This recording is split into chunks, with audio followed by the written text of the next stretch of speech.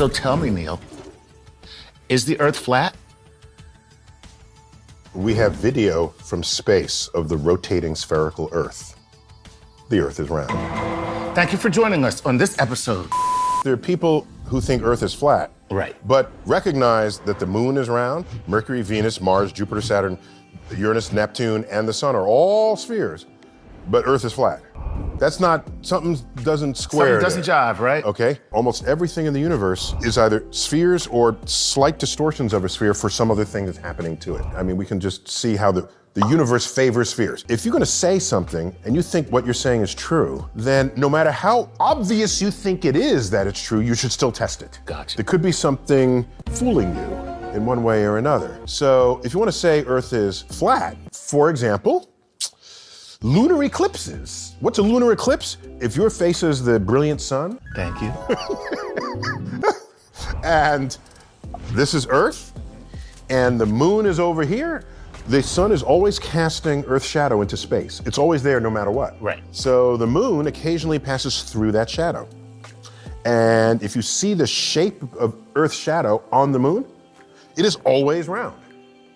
Always round. If Earth were flat, sometimes you get like a flat shadow. Right. And we've never seen a flat shadow. Right. So the only thing that makes a perfect circle shadow every single time is a perfect sphere, no matter what angle matter you where shine. you're shining. Whereas a disc, it would only make a perfect circle if you lined it that way. Right. And then you have to look at the face of the disc in order to get the circle. the circle. If any any other angle, you get other shapes. something of another The shape. Greeks knew this. All the lunar eclipses they said, oh my gosh, we must be in a round Earth. This is thousands of years, Before 2,000 years Columbus. before Columbus. Exactly. So now if the Earth is round, how big is Earth? You might want to check for that. There was a famous experiment conducted by Eratosthenes. They knew that at 12 noon on a particular day of the year, that the sun was directly overhead and you could see the bottom of a well. How can we use this observation to see if Earth's surface is curved?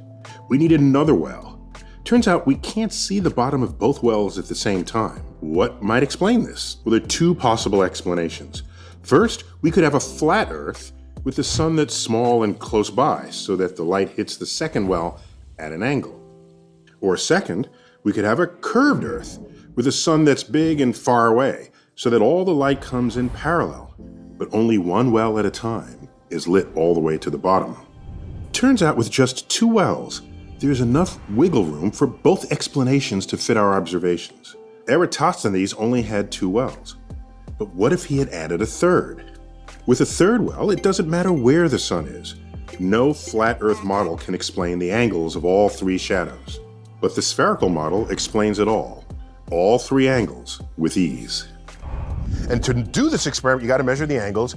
Greeks had the angles. Yeah. Okay, in fact, geometry translates to Earth measurement. So one last thing, which should be obvious. Okay. If you pay attention and think about it. If you send a ship straight to the horizon, Right. eventually it begins to disappear until it's no longer visible beyond your horizon. Right. And you should ask yourself, what kind of surface would produce that result? Ocean has a ramp.